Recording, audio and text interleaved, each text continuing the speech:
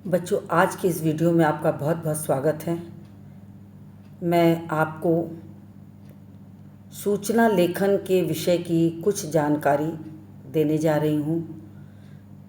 सबसे पहले मैं आपको बता दूँ कि आपके प्रश्न पत्र में ये सूचना लेखन नोटिस राइटिंग जो है 5 अंक का आता है। 5 अंक के लिए आपको एक प्रश्न और कभी कभी अथवा देके 2 प्रश्न दिए रहते हैं, जिनमें से कोई एक प्रश्न आपको सही मान करके उसके लिए एक नोटिस लिखनी होती है।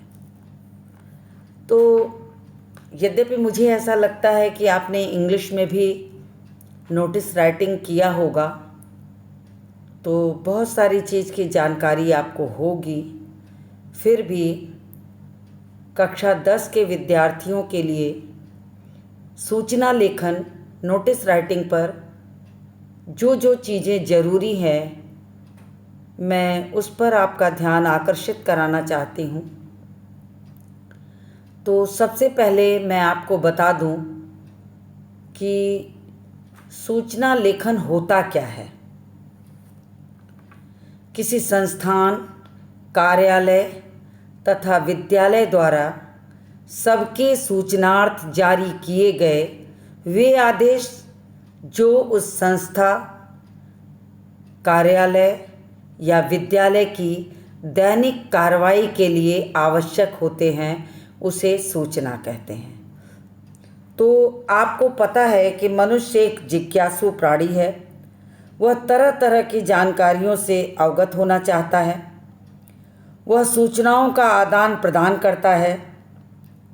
इसी तरह सरकारी और गैर सरकारी संस्थाएं भी कुछ आवश्यक सूचनाएं लोगों तक पहुंचाती हैं। जनसाधारण की भलाई हेतु वे समय समय पर ऐसा करती रहती हैं। इन सूचनाओं को जनता तक लिखित रूप में पहुंचाना ही वास्तव में सूचना लेखन है।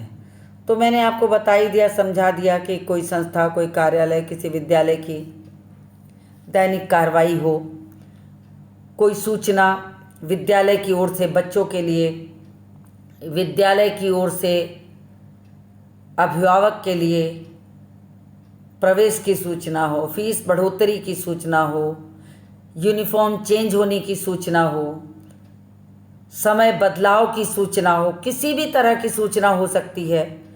ऐसी ही सूचना किसी कार्यालय की हो सकती है, कार्यालय के यूनिफॉर्म की हो सकती है, समय की हो सकती है, तौर तरीके की हो सकती है। इसी तरह हर संस्थान में कभी न कभी संस्थान के मुखिया या प्रधान को इस चीज़ की आवश्यकता पड़ती है कि वह अपनी बात सूचना के माध्यम से सूचना पट पर लिखकर, नोटिस बोर्ड पर लिखकर उसे लोगों तक पहुंचा दे। सूचना पट पे लिखी गई नोटिस या नोटिस बोर्ड पे लिखी गई जो नोटिस होती है, उसका प्रभावी होना स्वाभाविक है कि हर किसी को ये लगता है कि यह सूचना अति आवश्यक है। तो सूचना लेखन का एक ये भी बहुत आवश्यक पहलू है। तो ये मैं इस पर आपका ध्यान आकर्षित करना चाह रही हूँ। सूचना लेखन के माध्यम से जनसाधारण से सीधे संवाद स्थापित किया जाता है। इसके माध्यम से कम खर्च और अल्प परिश्रम में अधिक से अधिक लोगों तक सूचनाएं पहुंचाई जाती हैं। छात्रों को भी तरह तरह की सूचनाएं विद्यालय के सूचना पट पर लिखी मिलती है। सूचनाएं प्रायः ऐसे स्थान पर लिखी जाती हैं जहां पर लोगों द्वारा आसानी से देखी और पढ़ी जा सके। कहने का तात्पर्य मेरा ये है आपसे कि नोटिस बोर्ड को जिस संस्थान की ओर से लिखा गया नोटिस, उस नोटिस बोर्ड को हमेशा ऐसे स्थान पे लगाया जाता है जिसमें आते जाते किसी की भी निगाह पड़ जाए और उसको ऐसे बोल्ड और हाईलाइट करके लिखा जाता है कि ताकि कोई भी उस ओर से गुजरे तो उसे अवश्य पढ़े। तो हमारा सूचना लेखन का जो उद्देश्य है वह वास्तव में पूरा होता है। तो फिर मैं आपको बता दूं कि कभी कभी बड़ी कॉलोनियों में, रिहायशी इलाकों में जब बहुत बड़ी कॉलोनी होती है तो वहाँ मुख्य दरवाजे पर, कॉलोनी के मुख्य गेट पर भी सूचना पट एक बनाया रहता है, जो उस पूरी कॉलोनी में रहने वालों के लिए आवश्यक कोई सूचना अगर देनी है तो उस पर लिख दी जाती है। तो इस तरह से देखा जाए तो सूचना लेखन में जो ध्यान देने योग्य बातें होती हैं, मैं आपको कुछ चीज़ें बता दूं उसके बारे में। प्रयोग के आधार पर सूचना कई प्रकार की होती है। किसी संस्थान द्वारा हो सकती है, विद्यालय की हो सकती है, कार्यालय द्वारा जारी हो सकती है, निविदा सूचना हो सकती है, नीलामी सूचना हो सकती है। अब आप सोचेंगे कि निविदा सूचना क्या है, इसीलिए मैंने इसको बगल में पहले ही लिख दिया कि ताकि आपको कभी कोई कठिनाई ना हो। तो जब कोई सरकारी कार्य करवाने या सरकारी उपयोग हेतु सामग्री क्रय करने के लिए सक्षम पक्षों को जो सूचनाएं प्रसारित की जाती हैं उन्हें निविदा सूचना कहते हैं। मान लीजिए सरकारी कार्य के लिए सरकारी उपयोग में आने वाली किसी वस्तु की खरीद करनी है और जिन लोगों से वो खरीद करनी है उनको हमें कोई सूचना देनी है, तो ऐसी सूचनाओं को देने के लिए हम ऊपर लिखते हैं निविदा सूचना। सामान्य सूचना की जगह लिखते हैं निविदा सूचना। ठीक वैसे ही एक होता है नीलामी की सूचना। उसमें होता क्या है कि किसी भी वस्तु के को कोई एक संस्थान, कोई एक कार्यालय या सरकारी तौर से विक्रय किया जा रहा है, लेकिन वो विक्रय की कोई कीमत आंकी नहीं रहती है। उसमें होता क्या है कि हम बोली लगाते हैं, सामान की हम बोली लगाते हैं और बोली लगाने वालों की भीड़ में से उसका दाम तय किया जाता है।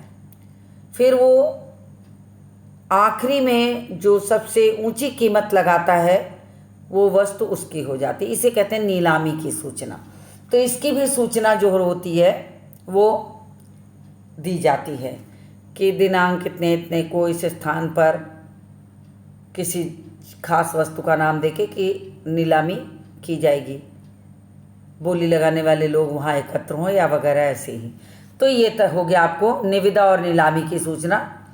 फिर जो तीसरा आवश्यक पहलू है वह है किसी संस्थान, विद्यालय या कार्यालय द्वारा जारी सूचनाओं का उद्देश्य लोगों को किसी संस्थान, विद्यालय और कार्यालय द्वारा लिए गए निर्णयों से अवगत कराना। मान लीजिए कोई संस्थान ने कोई निर्णय लिया कि संस्थान का समय बदला जाएगा, संस्थान की सुविधाएं बदली जाएंगी या कोई सुविधाएं दी जाएंगी। ठीक उसी प्रकार विद्यालय में भी हो सकता है, विद्यालय का समय बदला जाए, विद्यालय का यूनिफॉर्म बदला जाए, फीस में बदलाव हो, तो ये सारी सूचना हो। तो ये सूचना सब तक पहुंच जाए, इसलिए संस्थान के बाहर या गेट पर या कहीं ऐसे स्थान पर एक नीलामी की सूचना लगा दी जाती है ताकि वो सब तक पहुंच जाए। अब जो उससे भी आवश्यक चीज़ मैं आपको बताने जा रही हूँ वो है सूचना लेखन में ध्यान देने योग्य बातें। क्या क्या चीज़ें आप सूचना लेखन में ध्यान में लेके चलेंगे। तो जो सबसे पहली आवश्यक बात है कि सूचना प्रायः 3 से 4 वाक्यों में लिखी जानी चाहिए। कहने का तात्पर्य कि सूचना हमेशा छोटे में जरूरी बातें ही सिर्फ लिखी जाती हैं।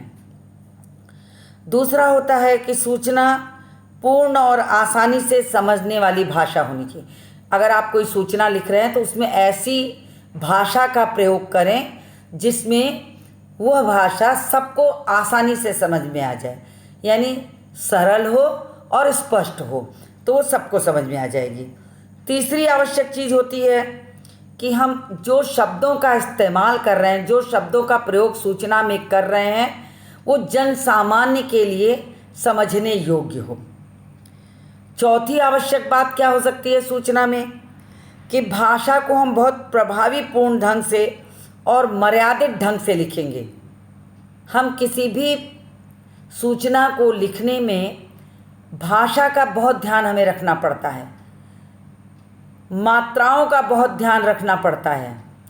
किसी भी नोटिस में एक भी स्पेलिंग मिस्टेक नहीं होनी चाहिए, अन्यथा आप तो परीक्षार्थी हैं, विद्यार्थी हैं, तो आपके तो अंक उस पर काटे जाएंगे।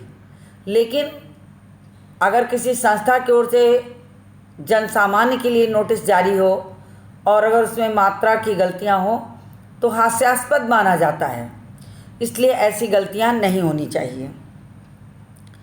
उसके अलावा में जो ज़रूरी बात है कि पठनीय जो लिखावट, मान लीजिए आपने हाथ से लिखी है कोई सूचना, तो अगर आपकी लिखावट अच्छी नहीं है, आपके अक्षर अच्छे नहीं हैं, तो वो सूचना कभी भी प्रभावी नहीं होगी। लोग ऐसे ही देखते हुए निकल जाएंगे कि छोड़ो कुछ होगा। तो उसमें लिखावट का भी बहुत ध्यान रखना चाहिए।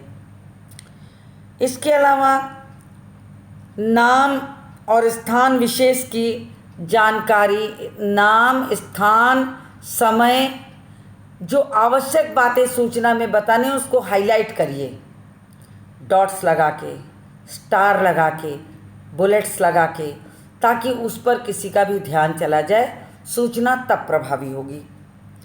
और सूचना के अंत में हस्ताक्षर और दिनांक अवश्य लिखा होना चाहिए। आजकल जो कॉलोनी और संस्थान के अलावा जो किसी विद्यालय की वगैरह में जारी की जाती है सूचना, उसमें हम सूचना में दिनांक ऊपर ही डाल देते हैं। अभी मैं नीचे अभी आगे बढ़ूंगी तो आपको एक सूचना का पूरा प्रारूप दिखाऊंगी, जिसे देखकर आप समझ जाएंगे। तो पहले मैं इस सूचना के विषय में चर्चा कर दूं, फिर आपसे बाकी चीज़ें बताऊंगी। तो मैंने अभी आपको सिर्फ बताया है, दिखाया नहीं है। सूचना लेखन की विधि भी एक संक्षिप्त में आपको समझा दूं मैं। सूचना अगर किसी चीज़ की लिखनी है तो सबसे पहले संस्थान या सबसे पहले एक आप ब्लॉक बनाएंगे चारों ओर से घेर कर, और वो ब्लॉक आपके पन्ने के आधार पर एक स्टैंडर्ड साइज़ होना चाहिए, ना बहुत छोटा ना बहुत बड़ा, और बीचों बीच होना चाहिए। साइज़ उसकी ऐसी होनी चाहिए जो पेज के अनुसार स्टैंडर्ड साइज़ मानी जाए, लंबाई और चौड़ाई दोनों मिलाकर। तो अभी मैं जब प्रारूप दिखाऊंगी तो आपको मेरी ये बात एकदम स्पष्ट हो जाएगी। अभी आप सिर्फ सुनिए कि क्या क्या चीज़ें आवश्यक हैं। तो सबसे ऊपर में उस ब्लॉक जब बन जाएगा तो सबसे ऊपर में आप जो विद्यालय या संस्थान का नाम होता है वो लिखा जाता है। फिर अगली पंक्ति में हम आते हैं, मोटे मोटे अक्षरों में बीच में लिखा जाता है सूचना, बीचों बीच। फिर उसके बाद बारी आती है कि इसके बाद हमें शीर्षक लिखना होता है, और उसके बाद एक अनुच्छेद मतलब 3 से 4 लाइनों में हम अपनी मुख्य सूचना देंगे। फिर हम सूचना खत्म होने के बाद बाएं तरफ बिल्कुल नीचे सूचना देने वाले का स्थान, नाम, उसका पद इत्यादि लिखेंगे। तो ये मैंने एक संक्षिप्त सा आपको प्रारूप बोल के कह के समझाया है कि आप इतनी चीज़ों को जानिए। अभी तो मैंने आपको समझाया है, फिर आपको आगे भी बताएंगे कुछ और चीज़ें। किसी संस्थान, कार्यालय, विद्यालय, अब मैं उसी बात को फिर दोहरा रही हूँ कि किसी संस्थान, कार्यालय और विद्यालय द्वारा सबके सूचनार्थ जारी किए गए वे आदेश जो उस संस्थान, कार्यालय और विद्यालय की दैनिक कार्रवाई के लिए आवश्यक होते हैं, उन्हीं को हम सूचना कहते हैं। सार्वजनिक हित में सूचना कोई भी जारी कर सकता है। सूचना की भाषा संक्षिप्त, सरल और स्पष्ट होनी चाहिए। ये मुख्य रूप से आपके लिए जानने योग्य बात है कि भाषा संक्षिप्त, सरल और स्पष्ट होनी चाहिए। तो इसको आप ध्यान में लेके चलिए बिल्कुल। अब हम आगे बढ़ते हैं। सूचना के प्रकार मैंने पहले भी आपको ऊपर बता ही दिया है, और जो बातें मैं अभी आपको बता रही थी उसी चीज़ को मैंने अब पॉइंट आउट करके यहाँ नोट कर दिया है कि ताकि आप उसे पढ़ें, सुने और बार बार देखें तो आपको वो चीज़ें याद हो जाएं कि सूचना राइटिंग, नोटिस राइटिंग, सूचना लेखन में किन किन बिंदुओं को हमें ध्यान में लेकर चलना है। तो देखिए, मैं एक एक बिंदु को पढ़ती हूँ, फिर आपको समझाती हूँ। देखिए क्या क्या है। सूचना की भाषा सामान्यतः कार्यालयी होनी चाहिए। जैसे आप कोई सूचना दे रहे हैं तो लिखेंगे, जन सामान्य को सूचित किया जाता है कि, या सूचित किया जाता है, सिर्फ यहीं से शुरू हो सकता है। सूचित किया जाता है, क्योंकि सूचित किया जाता है के बाद जब सूचना का एंड आएगा तो किसकी ओर से वो लिखा रहेगा, तो ये बात पूरी संपूर्ण हो जाएगी। तो आप अपनी सूचना राइटिंग को जब नोटिस राइटिंग को जब शुरू करेंगे तो उसमें शुरुआत करेंगे, सूचित किया जाता है कि ऐसे। तो इस तरीके से भाषा जो होती है वो कार्यालयी हुई। यह सूचना विषय अनुसार परिवर्तित भी हो सकती है। अगर विषय कुछ ऐसा है, परिवर्तित है, तो आप उसकी भाषा में भी थोड़ा परिवर्तन कर सकते हैं। तो जो उसके बाद दूसरा पॉइंट है, वो पॉइंट है सरल होनी चाहिए, स्पष्ट होनी चाहिए और बोधगम्य। बोधगम्य का मतलब सभी के समझने लायक होनी चाहिए। कठिन शब्दों के प्रयोग से बचना चाहिए। बहुत कठिन भाषा का प्रयोग करके आप नोटिस राइटिंग न लिखें तो बेहतर है, क्योंकि ये जन सामान्य की सूचना होती है। इसमें आप कठिन शब्दों का इस्तेमाल न करके शुद्ध, सरल और स्पष्ट और बोधगम्य भाषा लिखिए, जो सबको, जन सामान्य, छोटे से छोटे लोगों को भी समझ में आ जाए। फिर कहा है, अनावश्यक तथ्यों का सूचना लेखन में कोई स्थान नहीं है। बिना मतलब की बातें उसमें ना लिखें। जितना प्रश्न में पूछा जाए सिर्फ उतना ही लिखना आवश्यक है। फिर चौथा पॉइंट है, सूचना के विषय से संबंधित पूरी जानकारी दे दीजिए। क्या क्या उस प्रश्न में पूछा गया है, उस प्रश्न के अनुसार जो भी प्रश्न हो, आप उस नोटिस के 3-4 लाइनों के बीच में वो सारा विवरण दीजिए। फिर आ गए हम ऊपर की ओर बढ़ते हैं और आपको आगे बताते हैं, सूचना संक्षिप्त और पूर्ण होनी चाहिए। बहुत विस्तार देने की ज़रूरत नहीं है। अगर आप नोटिस लिख रहे हैं तो मुख्य सूचना बीच की 4 से 5 लाइन बहुत है। ऐसी भाषा का प्रयोग करें कि उस 4 से 5 लाइन में वो पूरी हो जाए। फिर अगला पॉइंट है, सटीक अर्थ प्रेषित करने के लिए प्रशासनिक शब्दावली का ही प्रयोग करें। अब आपको बता दें, ये प्रशासनिक शब्दावली प्रायः कार्यालयी नोटिस जब लिखी जाती है, किसी कार्यालय की ओर से लिखी जाती है जन सामान्य के लिए, तो उसमें प्रयोग किया जाता है। साधारण अगर विद्यालय की नोटिस है, कॉलोनी की नोटिस है, साफ सफाई की नोटिस है, तो उसमें ऐसे प्रशासनिक शब्दावली का प्रयोग करना आवश्यक नहीं है। अब जो 7वां पॉइंट है, सूचना का प्रारूप औपचारिक पत्र की तरह होता है। आपने औपचारिक अनौपचारिक दोनों पत्रों को सीखा है, जाना है। आपने कक्षा 9 में तो संभवतः अनौपचारिक पत्र सीखा होगा, फिर भी कार्यालयी पत्र जो होते हैं उसकी भाषा जो होती है वही सूचना की भी भाषा होती है, और आकार बस इसका छोटा होता है। पत्र की अपेक्षा इसको बहुत छोटे में, संक्षिप्त में लिखा जाता है। तो इतनी चीज़ों को मैंने हाईलाइट करके समझा दिया कि आपकी सूचना लेखन में, आपकी नोटिस राइटिंग में किन किन चीज़ों पर आपको ध्यान देना है। अब मैं आगे बढ़ती हूँ। अब मैं आपको एक प्रश्न यहाँ है, उसको पढ़ के सुनाती हूँ। ये आपका क्वेश्चन है, एक ये क्वेश्चन है और एक ये क्वेश्चन है, 1, 2, पहला नंबर और ये है दूसरा। तो मैं पहला प्रश्न आपको पढ़ के सुनाती हूँ। क्वेश्चन है, रॉकलैंड विद्यालय भागलपुर ने देश के बाढ़ पीड़ितों की सहायतार्थ एक चैरिटी शो का आयोजन किया है। छात्रों को 25 से 30 शब्दों में इसकी सूचना देते हुए इस कार्यक्रम को सफल बनाने के लिए सहयोग का अनुरोध कीजिए। अब देखिए, अब यहाँ पर रॉकलैंड विद्यालय भागलपुर की ओर से ये सूचना जारी है। अब देखिए, मैं इसका प्रारूप आपको दिखाती हूँ। ये आपका प्रारूप है, पहले वाले प्रश्न का ये प्रारूप है। तरीका, सबसे पहले ऊपर में क्या लिखा गया है? विद्यालय का नाम। सबसे पहले एकदम ऊपर में ध्यान दीजिए, ये देखिए विद्यालय का नाम है, ठीक है। फिर जस्ट उसके नीचे बीचों बीच देखिए रॉकलैंड और भागलपुर के ठीक नीचे बीच में विद्यालय है, और उसी विद्यालय की और आपका जो प्रारूप होगा नोटिस राइटिंग का इसी आकार में बनेगा। आकार देख लीजिए, आकार का मतलब होता है कि आपके पेज के हिसाब से इसकी लंबाई चौड़ाई इसी आकार की तैयार होनी चाहिए। उसके बाद आप सूचना लिखेंगे।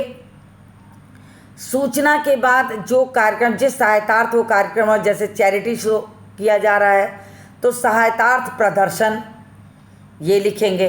तो सूचना लिखने के बाद दूसरे नंबर पर, तीसरे नंबर पे आप जो जिस कारण से नोटिस लिखने जा रहे हैं वो मेन जो नोटिस का विषय है वो दे देंगे। ये विषय हो गया। अब जिस डेट को आप नोटिस दे रहे हैं एकदम किनारे यहाँ आके वो डेट डालिए, जो भी डेट डालनी हो आपको। और आपका मैटर क्या है क्वेश्चन का, मैं फिर ऊपर ले चलती हूँ, ध्यान दीजिएगा। वापस आपको फिर ऊपर की ओर ले चल रही हूँ। आप देखिए मैटर है बाढ़ पीड़ितों की सहायतार्थ। बाढ़ पीड़ितों की सहायतार्थ ये देखिए चैरिटी शो, ये आपका मुख्य मैटर है। अब मैं नीचे आ रही हूँ, देखिए तो ये तो आपने यहाँ पर नोटिस दे ही दी है।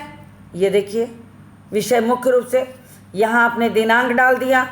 अब आप क्या लिखेंगे? देश में, या ऐसे भी लिखते हैं, सूचित किया, आप सभी लोगों को सूचित किया जाता है कि देश के बाढ़ पीड़ितों की सहायता के लिए हमारे विद्यालय ने एक चैरिटी शो का आयोजन किया है। अब चैरिटी शो है तो आपको पूरा उसका डिटेल देना होगा, उसकी डेट, उसका समय, उसका स्थान, उसका टिकट दर। अब इसको चाहें तो आप डॉट डाल के एक के नीचे एक ऐसे भी लिख सकते हैं, अन्यथा जैसे यहाँ मैंने लिखा ऐसे भी लिख सकते हैं। जब आपने ये आवश्यक सूचनाएं सारी दे दी, ये सारी आवश्यक, किस तिथि को हो रहा है और उसका समय क्या होगा, कहाँ वो चैरिटी शो हो रहा वो देंगे, फिर उसका कितना टिकट रखा गया है वो बता देंगे। तब आप उसमें आभार की तरह व्यक्त करेंगे 2 पंक्तियों में कि हमारी छोटी सी कोशिश निराश लोगों के जीवन में आशा की किरण ला सकती है, इसलिए विद्यालय के कार्यालय कक्ष से अधिक संख्या में टिकट खरीदें और कार्यक्रम को सफल बनाएं। एकत्र धनराशि को मुख्यमंत्री राहत कोष में जमा करवा दिया जाएगा। अब जिसकी ओर से आपको सूचना लिखी गई, स्नेह प्रभा सचिव। अगर मान लीजिए प्रश्न में नीचे ये चीज़ नहीं दी है, कभी कभी ऐसा होता है कि मुख्य रूप से ये नहीं दिया रहता है। अब ऐसी स्थिति में आप अपने कल्पना से मान लीजिए कि कार्यक्रम के अध्यक्ष, ऐसा कुछ एक विषय बना कि चैरिटी शो कराने वाला जो मुखिया होगा उसका नाम आप डाल दीजिए कि ABC कार्यक्रम मुख्य सचिव, इस तरह से आप कुछ भी बना लीजिए। तो ये मैंने आपको पूरा एक नोटिस का प्रारूप दिखाया है। अब आपको इसी प्रारूप के हिसाब से अपनी नोटिस लिखनी होगी। दूसरा प्रश्न है इसमें, आप SD पब्लिक स्कूल देहरादून के खेल कूद विभाग के उप सचिव हैं। ध्यान दीजिएगा, विद्यार्थियों को खेल कूद दिवस के अवसर पर होने वाले विभिन्न खेल कूदों के नाम लिखवाने के लिए 25 से 30 शब्दों में सूचना दीजिए। अब ये आपको SD पब्लिक स्कूल देहरादून की ओर से कौन सूचना दे रहा है? खेलकूद विभाग के उप सचिव दे रहे हैं विद्यार्थियों को कि इस पे चिल्ड्रंस डे, खेलकूद दिवस पर या स्पोर्ट्स डे पर आपको जिस जिस खेल में भाग लेना उसका नाम लिखवाने के लिए एक सूचना दी जा रही। किसकी ओर से? उप सचिव की ओर से, खेलकूद विभाग के उप सचिव की ओर से। तो इसका देखिए मैंने यहाँ नीचे बनाया है, अब आप इसको भी देखिए। प्रश्न मैंने ऊपर आपको दिखा दिया है और उसी प्रश्न का ये आपको नोटिस यहाँ लिखकर मैंने दिखाया है कि आप इस नोटिस को देखिए। और इस दोनों को देखने के बाद सबसे पहले आपको इन्हीं 2 प्रश्नों को ही अपनी कॉपी पे लिख लीजिए। फिर उसके बाद 2 प्रश्न मैं स्नैप होमवर्क पे डालूंगी नोटिस राइटिंग का, इसी को सामने रखकर आप उसको भी लिखिएगा। तो देखिए सबसे पहले मैंने आपको कहा कि जिस विद्यालय की ओर से लिखी जा रही है सूचना, आप सबसे पहले वो विद्यालय का नाम डालेंगे एकदम बीचों बीच। फिर जस्ट उसके नीचे की लाइन में बीच में आप डालेंगे नोटिस। फिर तीसरे नंबर पर आपकी डेट आएगी जो सिर्फ आपके बाएं तरफ बिल्कुल किनारे की ओर लिखी जाएगी। फिर आप आ जाएंगे मुख्य सूचना पे, तो आप लिखेंगे कि सूचित किया जाता है कि इस बार विद्यालय का वार्षिक खेल दिवस 15/11/20 या जो भी आप इस जगह डेट कुछ भी डालिए अपनी मर्जी से को आयोजित किया गया। मैंने ऐसे ही कल्पना से डाल दिया किया जाएगा। तो अब चूँकि बात का इसलिए डाला है कि आपको तब तक लोगों को कार्यक्रम में भाग लेने वालों के लिस्ट वोस्ट बनाने का टाइम मिल जाए। तो ये सारी चीज़ें तो आप उसमें लिखेंगे आयोजित किया जाएगा। खेल दिवस में विभिन्न खेल कूद प्रतियोगिताएं होंगी। अब आप उस खेल दिवस में क्या क्या कार्यक्रम कराना चाहते हैं उसको हाईलाइट करके पॉइंट बना लीजिए, 1 2 3 4 जो भी चाहिए जितना, कि ये खेल होंगे। अब उसके नीचे आपको एक लाइन में नोटिस क्या देनी होगी कि पहले तो आप पूरी खेल की दे देंगे, कौन कौन से खेल होंगे, उसकी क्या विशेषता है। जैसे यहाँ दिया है मैंने दौड़ प्रतियोगिताएं 100 मीटर, 200 मीटर, 400 मीटर, कूदने वाली प्रतियोगिता ऊंची कूद, लंबी कूद, बांस कूद, फिर फेंकने वाली प्रतियोगिता शॉर्टकट, डिस्कस थ्रो, भाला फेंक प्रतियोगिता में होंगी। तो ये दे दीजिए। उसके बाद आप लिखेंगे इन सभी खेलों में इच्छुक विद्यार्थी 10 नवंबर 20 तक अधोलिखित, यानी नीचे लिखे, आप ऐसे भी अधोलिखित ना लिखिए, नीचे लिखे अधिकारी को अपना नाम लिखवा दें। निश्चित तिथि के बाद कोई भी नाम स्वीकार्य नहीं होगा। आप ऐसे अगर दे देंगे तो ये डेट आपकी लास्ट डेट मानी जाएगी। मान लीजिए इसमें एक लाइन आप और जोड़ दीजिए कि निश्चित तिथि जो यहाँ दी गई है ये वाली, इसके बाद कोई भी नाम आएगा तो वो स्वीकार नहीं किया जाएगा। फिर आप उसके बाद बिल्कुल बाईं तरफ तुरंत एक लाइन का अंतराल करके लिखिए क ख ग, यानी जिसकी ओर से नोटिस लिखी जा रही है उसका नाम। फिर लिखेंगे कक्षा 10वीं सचिव। आप 10वीं मतलब मैंने आपको इसलिए कहा, आप मान लीजिए 10वीं ना लिखिए, आपको सचिव नहीं बनाया गया, किसी अध्यापक को बनाया गया, तो आप लिख दीजिए क ख ग खेल अध्यापक सचिव खेलकूद विभाग, ऐसे कर दीजिए। और इस तरह ऐसे करने पर आपकी ये पूरी नोटिस बिल्कुल सही वे में लिखी हुई मिलेगी और इस पे पूरे अंक दिए जाएंगे। तो इस तरह से मैंने आपको 2 प्रश्न यहाँ पर कर बता के उसको कैसे लिखा जाएगा उसका पूरा प्रारूप आपको दिखा दिया है। तो और आपको ये भी मैंने बता दिया कि आपके प्रश्न पत्र में के राइटिंग सेक्शन में ये प्रश्न आता है 5 अंक का। इस पर निर्धारित है 5 अंक, और 5 अंक आपको पूरे के पूरे तभी मिल सकते हैं जब इसमें आप बिल्कुल साफ सुथरा काम होगा, एक भी स्पेलिंग मिस्टेक यानी मात्राओं की त्रुटियां नहीं होंगी, और जिस प्रारूप में आपको नोटिस लिखना सिखाया जा रहा है, बताया जा रहा है, उसी प्रारूप का प्रयोग करेंगे तो 3-4 चीज़ें मैंने आपको इसीलिए पहले ही सब बता दिया। भाषा अच्छी होनी चाहिए, स्पेलिंग की गलती नहीं होनी चाहिए, जितनी आवश्यक चीज़ें पूछी गई हैं प्रश्न में वो सारी सूचनाएं नोटिस के अंदर दिखाई देनी चाहिए। उसमें जो कोई ख़ास चीज़ें अगर आप दिखाना चाहते हो तो बिल्कुल उसको हाईलाइट या बोल्ड लेटर में लिख दीजिए, ताकि किसी को भी उस ओर ध्यान चला जाए।